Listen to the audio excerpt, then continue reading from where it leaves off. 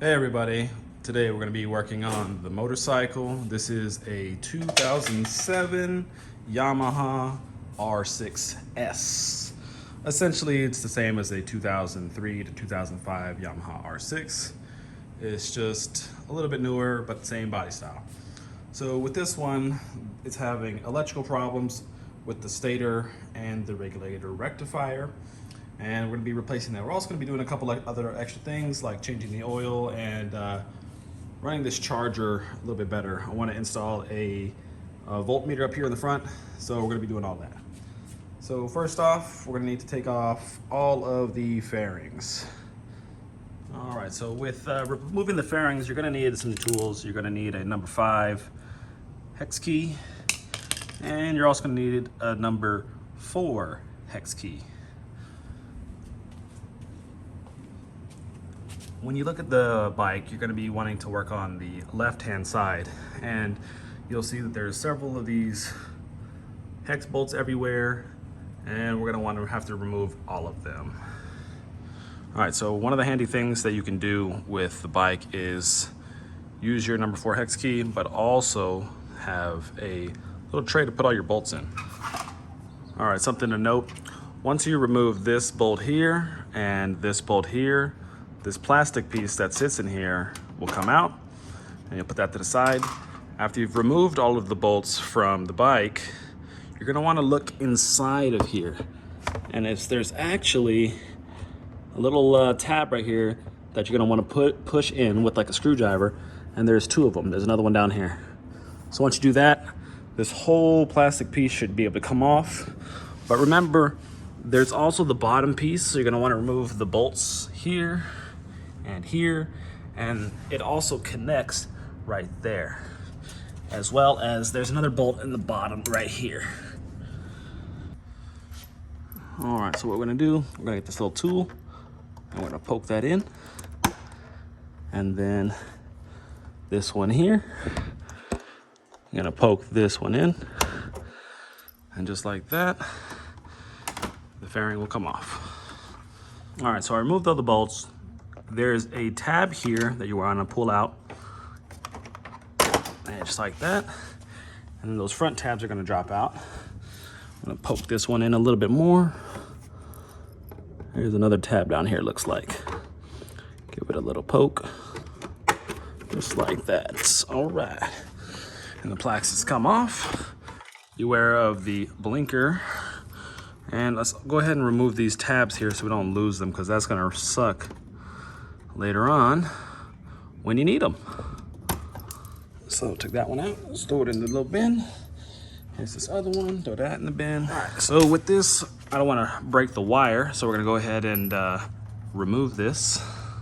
Looks like this little tab, pull the tab, and then pull the wire. And the plastics are off. That's the top part. Now we're gonna work on the bottom part. That's all removed. There's another section here where it holds on. But since I did this before, what you want to note is these bolts, you actually don't need to remove. Put the kickstand down. I want to remove this one. Let's go ahead and take this out. And the plastics drop. Put that bolt down. And note that it connects back here. So backwards. Just like that. And it's off. All right, so in my case, I'll be replacing the stator. The stator's in here. But while I'm having all these plastics off, I also want to replace the oil. So the oil filter is right there, and the oil drain plug is right here. All right, so there's a couple of other things we're gonna wanna do first. We're gonna wanna remove this plastic cover here, because this is gonna be in the way. It holds a lot of these hoses, and we wanna move that out of the way so we can remove the stator cover. So we're gonna go ahead and use the same tool, the number 4 hex key. Go ahead and get this taken off. There's only 2 bolts, so it's pretty quick. And then this time, I'm going to use a different tray to hold the bolts on this one, because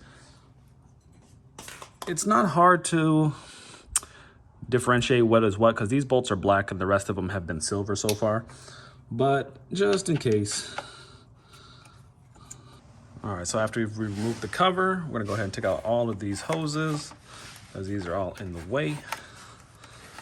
And then we're also gonna wanna remove this. You don't need to take it off all the way, but just move it out of the way. It has 2 sockets that we're gonna need to put on here.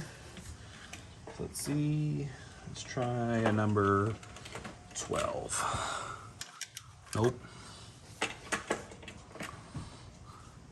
Yep, a good old faithful 10 mil.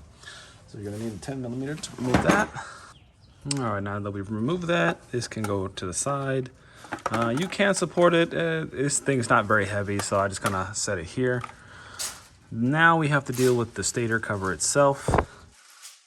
This one is gonna require the number 5 hex key, and that's gonna go all the way around. All right, now that we've got all the bolts off, there's a couple things you wanna note. Oil does come out of here, but not a lot. So be aware that you might wanna put something here so it doesn't leak all over the floor. I'm gonna go ahead and put this one here because I plan on changing the oil as well. So before we take this cover off, because it's actually magnetically stuck to the engine, we need to take off all of these wires, and all of these wires actually feed underneath the gas tank. So we're gonna need to take the gas tank and the seat off.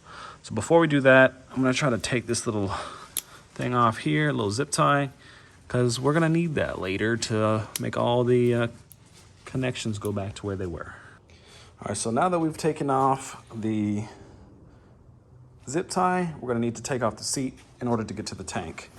So the seat has 2 bolts in the back. You're gonna wanna use your number 5 hex key to take those off. Now that we've got those bolts out, the seat comes right out. Be warned that they actually have these little washers in there, and one of mine just fell. Just grab that right there.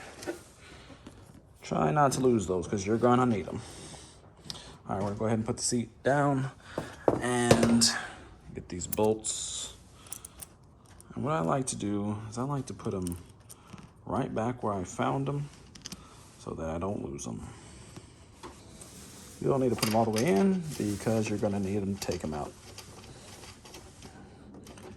Now, conveniently enough, this bike is super easy to work on, so it only takes a couple of tools. You can use the same exact tool in the front. Take off these 2 hex key bolts. Like that and that. And these are actually, you can use your thumbs and index finger to take it off after that. There we go. All right, so with the tank, it actually pivots here. So you can actually just lift the whole thing up like that. You don't even need to take the whole thing off. And that's what we're gonna do. So I'm gonna set these aside for a second. And what you're gonna wanna do is you're gonna wanna follow all of these wires here. You actually don't need to remove these ones or unplug them, but you wanna follow the wire that comes directly out of the stator cover, which is right here. This one thankfully has some white on it, and we're gonna go all the way up, and if you see in there, it's wiggling around. So we're gonna lift this tank up, and that wire right there, we're gonna wanna remove that.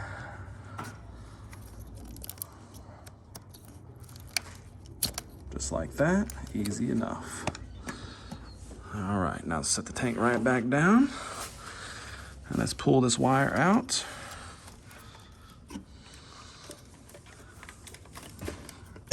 Right through the channel there, and pull it all the way down.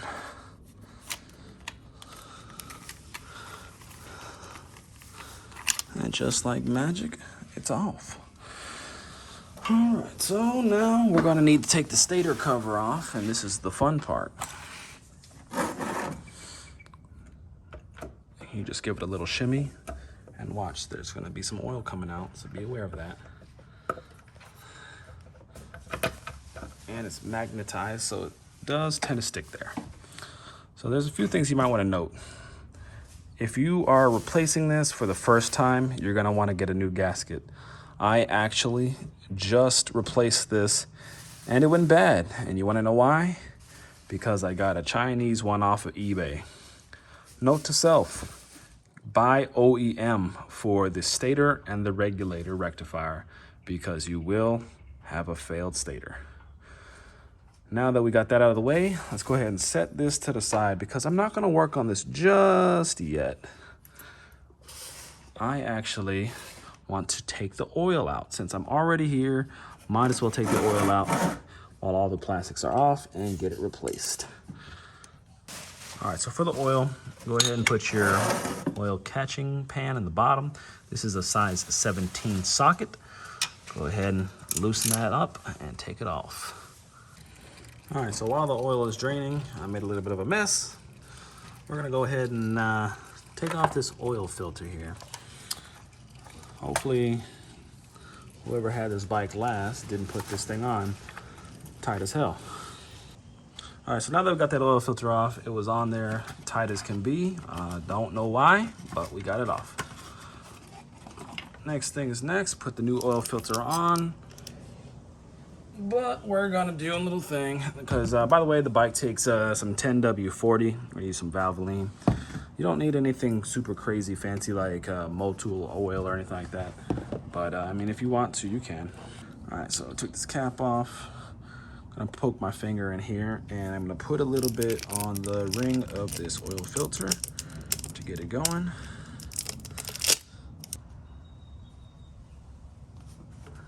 Got a little bit on my finger. We're gonna go ahead and put it around the whole ring like that. Nice. And then,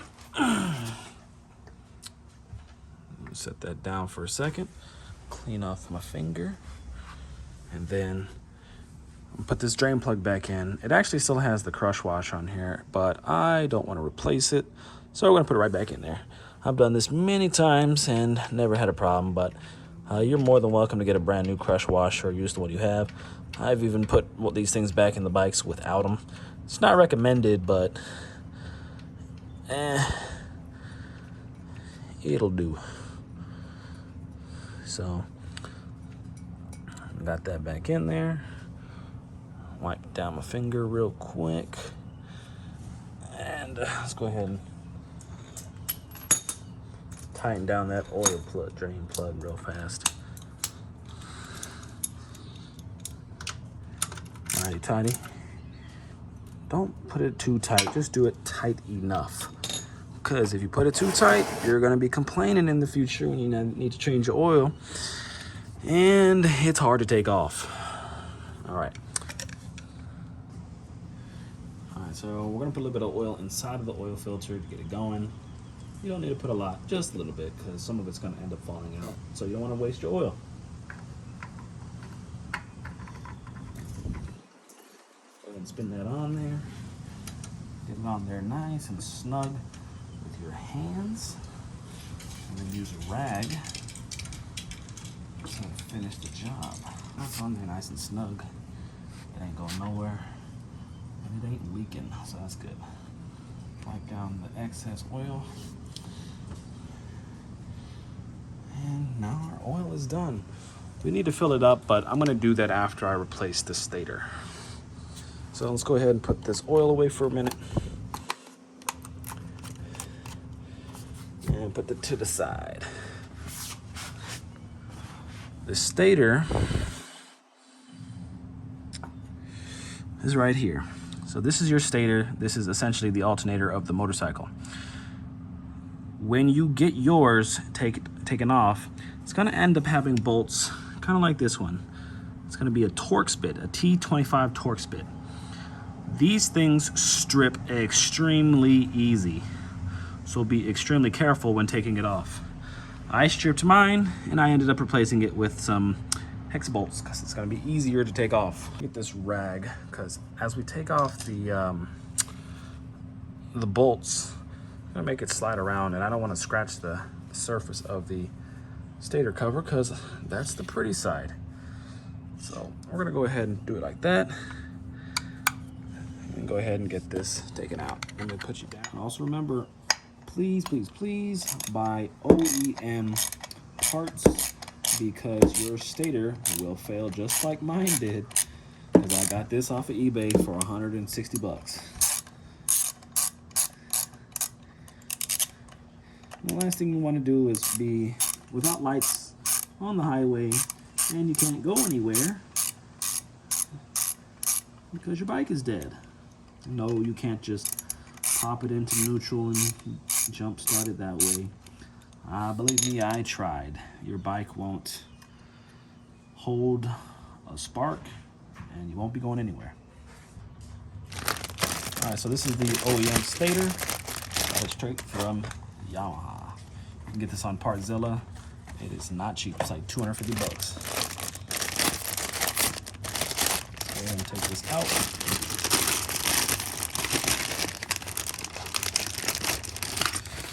And look at the difference between the OEM Stator and the eBay Stator.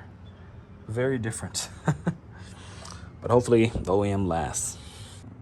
All right, so here's a very important note. Whenever you're installing this, you're gonna wanna make sure that the wire goes underneath the stator, because if it's on the top side and you turn on the engine, it's gonna start to fray. What happened was I actually installed it the other way around, and as you can see here, it started getting caught up on something and it started getting frayed and my engine was bogging down. So what you're gonna wanna do is make sure it's facing that way so that it doesn't get caught on anything. All right, so now that we got the stator in, here's the plug for it. We're gonna put it back where we got it from. Just shove it back through here. Right through there. Pull it out. And then there's a little channel in here that we're gonna put it up through. I'm gonna shove it where the rest of those wires are going, right up through there. And then, as you see, it's gonna come up here where we got it from the last time. All right, so now we have it plugged in. We don't need to get in the tank no more, so we can put this down and clean everything up. All right, so for this next part, we're gonna go ahead and take out the battery because we wanna replace the regulator rectifier. The regulator rectifier is actually right there. If you see that little gray thing right there, that's the regulator rectifier. So we're gonna go ahead and disconnect the negative terminal and then the positive terminal. All right, so once you've pulled the battery out, you're gonna wanna come over here on this side. The regulator rectifier, again, it's right here. It actually uses some Allen keys, unfortunately. And the way it's mounted, it's really, really inconvenient to take out. So you have to take baby steps. Let's take off this brake fluid reservoir in the back real fast so we can access the rectifier. Take this bolt out. Let's just move this over here. We don't need to take it all the way off or anything like that, but just move it out of the way. Let's put this, if I don't drop it, let's put this bolt back in here so we don't lose it.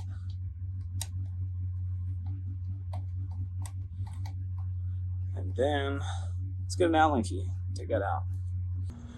All right, so we're gonna prop up the tank.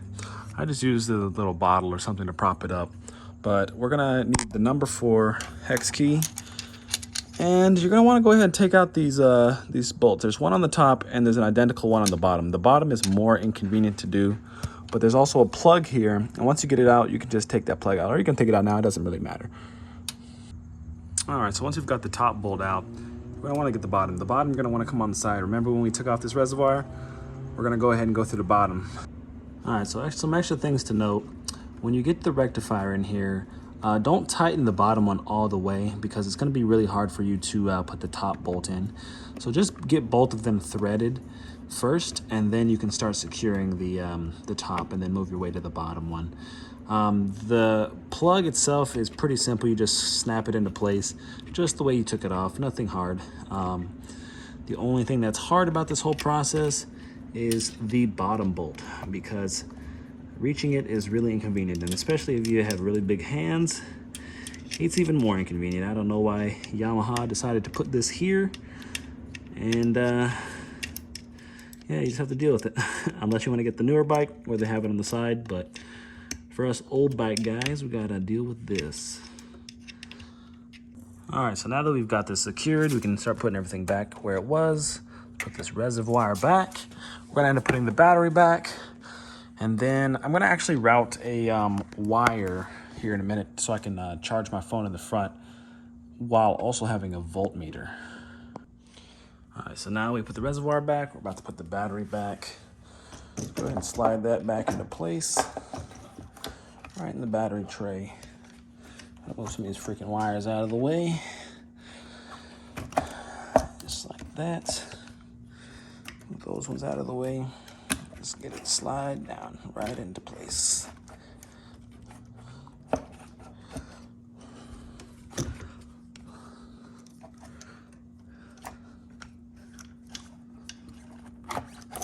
There we go. All right, now the battery's back. I'm not gonna secure all that stuff just yet. I actually wanna get in the trunk here and go ahead and get this voltmeter routed. Put this down and over here to the side. This is actually the voltmeter, and I had originally had it back here with this plug here that goes straight to the battery, but what I'm gonna do is I'm gonna end up routing this to the front of the bike so that I can see the voltage of the bike while I'm riding, because the last thing I want is to have my battery die, but I can't see that it's going to be dying and get to a safe space. All right, so I did a little bit of this off camera, but what I did was I went ahead and mounted this wire to the battery, which actually comes right here into this little splitter, and it goes into this extension cord, this nice red and black one. Routed it through the front, zip tied it off. I'm not gonna tie it all the way yet because I wanna make sure that the handlebars can turn without having any problems. So I'm gonna leave that just like that for now.